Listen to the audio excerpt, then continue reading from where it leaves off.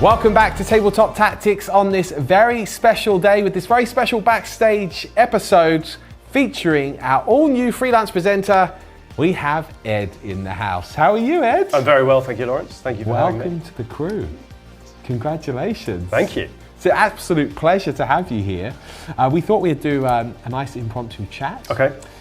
Show these bosses, what you do, who you are, and perhaps talk a little bit about your hobby origins. Yep. And what you've been up to in recent times as well, because you are also known on the Tube of Views with a channel called Minisodes. Why don't we kick off there? Okay. Tell us about Minisodes. Well, it's a very particular niche, is Minisodes. I started the channel last year, and the objective was basically to paint up and restore my second edition box set. Yeah. Second edition. Yeah, second Glorious golden age of 40k, in my opinion. My starting edition. What did you collect then? So I actually painted up, not many people know this, but I actually did a Goth army from the second edition box set, painted them all up myself.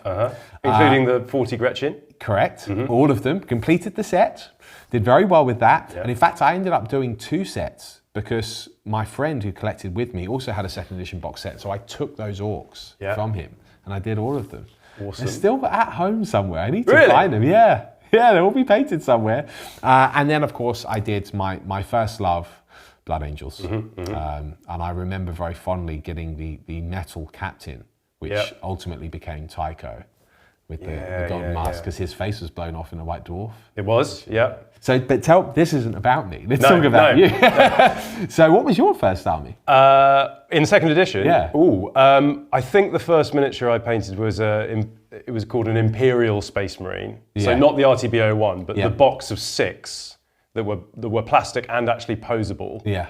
But it was a Mark 7 armour. Yes. That was the first one. So they weren't beakies, right? They weren't beakies. They weren't beakies. They weren't beakies, but the torso and the helmet was moulded into one. Yes. So the torso and the legs and the arms with the boxy bolter that was impossible to fit properly into their hands.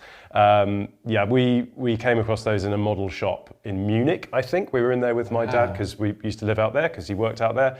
And amongst all the scale models and the tanks and their drab colours, there was this brightly armoured box of Space Marines, and we just kind of had to have them, and I didn't really look back after that. Yeah, and it stood out to you, captured your imagination. Yeah, absolutely. And when did you discover White Dwarfs then? I think the first time I saw a White Dwarf was when I went with my brother to a school that he went to, and we sort of did. It was like an open day, so we looked around. And by the art centre, which was kind of like the hub of the school almost, there was a little room off that, which was kind of like a hobby room. Yeah. And there were some kids in there, I think, and there were various extraordinary-looking things. You know, I think it was like the Warhammer box set with the elves and goblins. There was all that sort of strewn around the place. I think there was a dreadnought from Space Crusade, the one that's like that.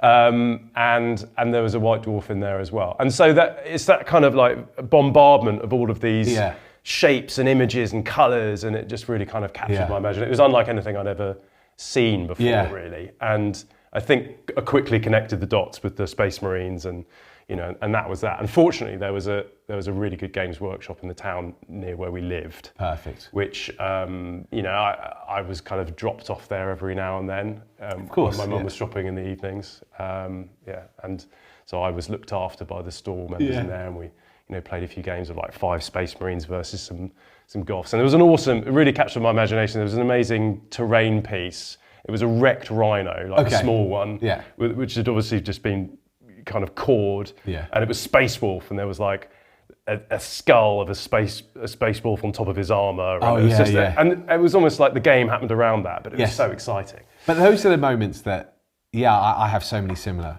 memories, especially going into my Games Workshop for the first time.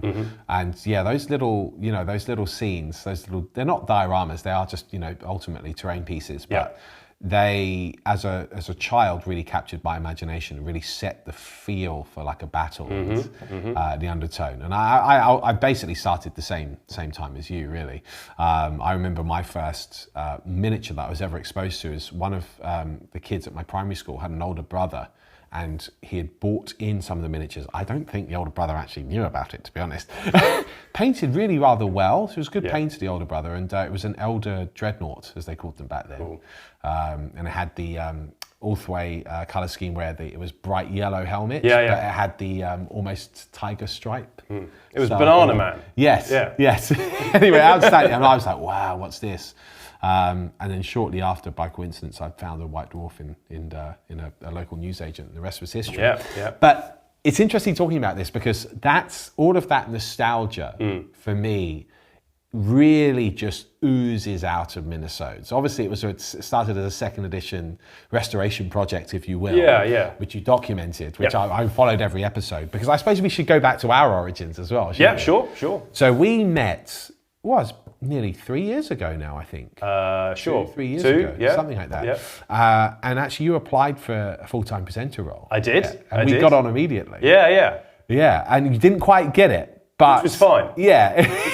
Totally fine. It wasn't fine, was it? No, it was fine because I think I knew we'd hit it off. Yes. And there'd been nothing more frustrating than if I'd actually got that far and I'd kind of binned it. But I went away knowing I had done my absolute best. Yeah. And I'd made a friend and made a connection. Yeah. And I also felt kind of creatively stimulated. Yes. I went away, and Minisodes was kind of the product of that. I was like, I thought I have something to contribute here, and I'd like to be part of that, if that makes sense. Yeah, and particularly after lockdown, when all these YouTube channels came out of the woodwork, and I thought, and between meeting you and having that interview and just kind of letting all those thoughts percolate a little bit, I then had the confidence and the impetus, and finally the idea, which was, second edition, to actually make that happen. Yeah, and you did, and it was wonderful. And I remember we've been in touch ever since we first met anyway, and we've been obviously following along with Minisodes, and I've been pretty open with you saying, well, look, we don't have, any jobs, like we're a pretty full capacity crew, but strangely the opportunity arose, and I was like, well, you know what? There is actually an opportunity to get you in part-time, and we could really do with the help here. And it was just fortuitous that you had started another job, which would facilitate you always having these days off able to do it. Yeah. And it was like, Ed, I would like to offer you this job. And here you are, which is really, really exciting. Yeah. For me, I wanted to talk a little bit about as well, you've got a very different content creation style to what we usually make here at Tabletop Tactics, but I absolutely love it. And so much so that, well, it's fair to say that we're actually making some of your style videos and some nostalgic battle reports. This is very flattering. Very soon. This is very flattering. Obviously, we're going to add our own twist to it, and we've done lots of other additional bits. But what I'm really excited about with you going forward is perhaps making a little bit more of that content and more of this hobby-based content too. Tell us what would you like to do going forward with us? What are you hoping to bring to the channel? Big question, I know. Yeah. Well, I think to that point, Tabletop Tactics is evidently entering a new kind of creative direction, if that's fair to say, so it's a really exciting time to come in. Yeah. And a lot of the videos and minisodes, a lot of what I was doing there is actually more born out of limitations, if that makes sense. Like it's all shot on my camera phone. Yep. The first two weren't, but that was just too much hard work and was difficult. Sure. But after that, it was all on camera phone and all just like a really basic setup. But it was all about just trying to capture like the love of the hobby and the flavour of it. And I think really where I started to find my feet was not trying to play to the gallery and do anything for anyone other than myself. Yeah. And the kind of the sense check of things is. Would I watch this? Yeah. Do I like this? Is this fun? Does this get me excited? Yeah. And in our first pitching session, you were like, "Come at me." Yeah. And we, within half an hour, I think like 3 or 4 podcast ideas had been kind of okayed and fed over to James, and we had those two White Dwarf battle reports. That's right. Yeah. Very exciting. And I'd be really, if those go down really well, then I'd be excited to do more. And make more. I'm quite interested in thinking about like more hobby-focused things as well, and some sort of exciting projects. Yeah. I'd love to do a second ed style board. Yeah. you know, just anything kind the of old creative. ruins and the old ruins, or like a crashed spaceship and things like that. Cacti, alien cacti. Yeah. I mean, I think in summary, I'd like to bring the ideas that come to me in the middle of the night. You know, when you wake up and go, amazing hobby. That's awesome. You know, and then, you know, think about them a bit in the shower and filter those. But yeah, just kind of more something that speaks to the hobbyist. I think that would be my dream, really. And you know what? That's exactly what I want. And I think we're in a position now, we're very fortunate, having moved into this amazing new space, having an amazing crew already. But and when this opportunity arose to hire you, I was like, well, we can start to create that content without affecting any of our current content. You know, we can just do this now in addition because we have the time to do it, especially without you coming on board. And I'm really excited about the videos that not only that you'll make, I'm sure I will hire you to make individually, but what you can do collaboratively with the rest of the crew as well. I've really enjoyed doing the first 2 White Dwarf Battle Reports with you. I hope they go down really well. If they do, let us know that you really enjoyed them. We'll make some more. Plus we'll do obviously 10th edition style narrative content too. I'd really like to just dig into the story and dig into the sandbox. You know, Tabletop Tactics already has its own kind of corner of the 40k universe and your narrative stuff, but it'd kind of be cool to like just keep going into that a little bit more. Let's expand on it. You know, and you've got a gorgeous. Let's talk about modern 40k for a little bit. Yes, so you've got a gorgeous Gene Stealer cult army. Thank you very much. I love it because it's very. The scheme is very sinister. It's quite Geiger-esque, actually, I think. But it's got, but it's got. I mean, it's obviously got the black in there, and there's a bit of gloss to it. You know? But there are still some retro elements. I feel like the Gene Stealer purple that you've got in your Gene Stealers have like a nod to the origins. They are the original Space Hulk Gene Stealers.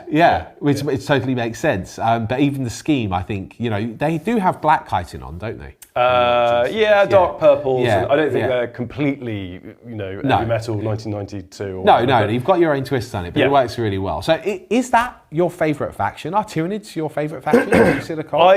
I loved Tyranids when I was growing up because they were the antagonists to the Space Marines. You know, I kind of felt even then, like as a 9-10-year-old, that orcs were like a little bit silly. Yes, they always were a bit goofy. And as I got a bit older and started watching films that I probably shouldn't have been, like Aliens and things like that, I suddenly thought, oh my goodness, you know, those are the ultimate antagonist. They are the absolute cosmic horror from beyond. And they were also kind of like the new faction as well. Yeah, that's right.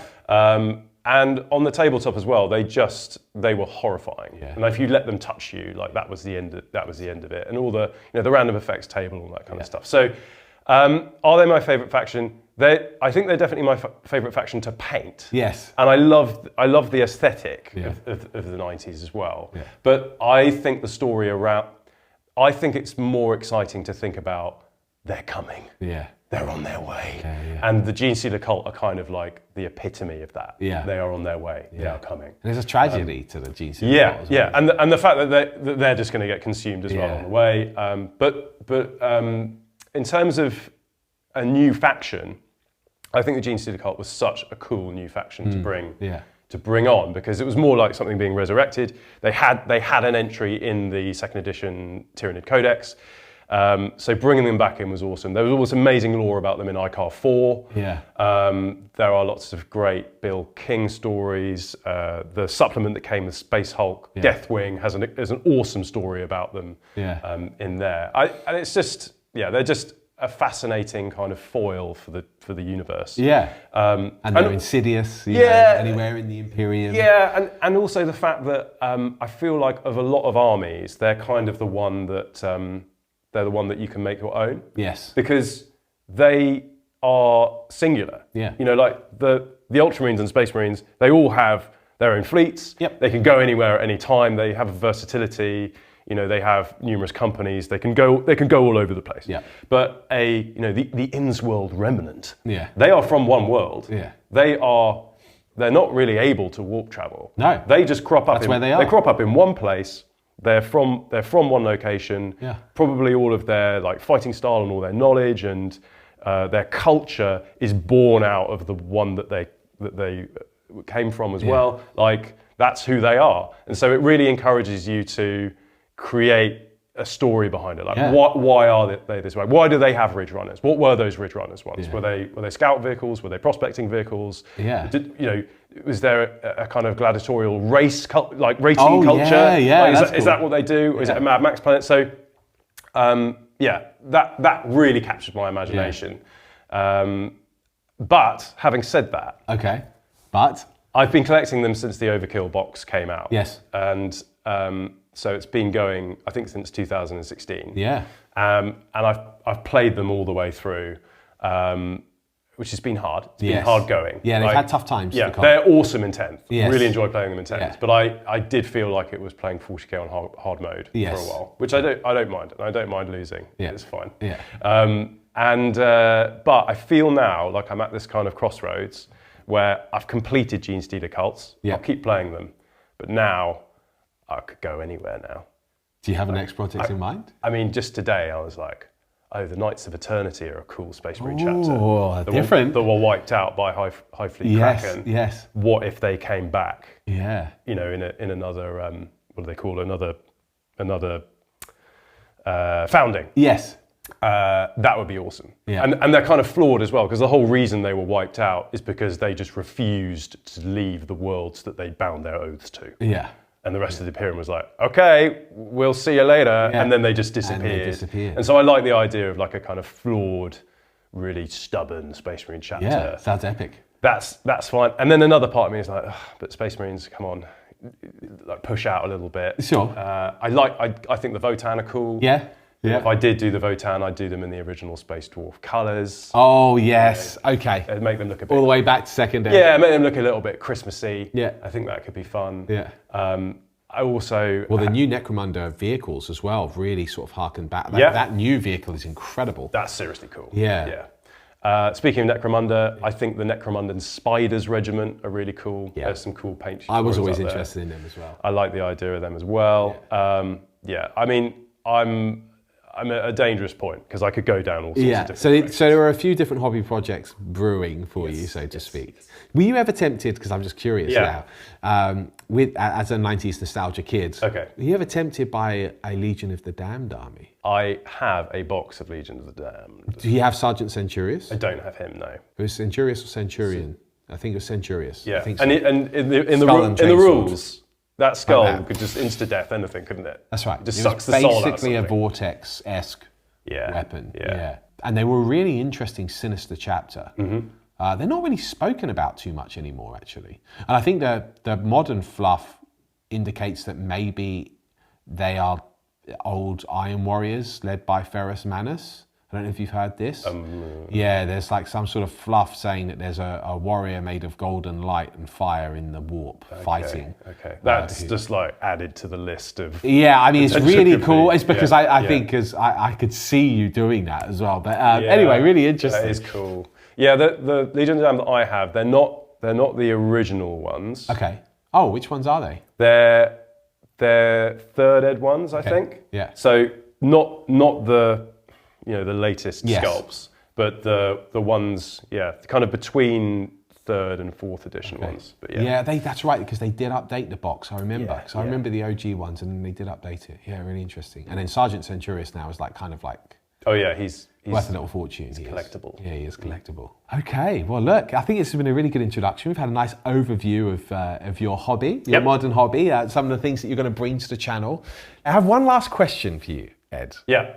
What would you start using here in the studio? What can the audience now, because obviously you've got some aspirations that we've just discussed about what you might start collecting personally, and hopefully then you'll start using that here too.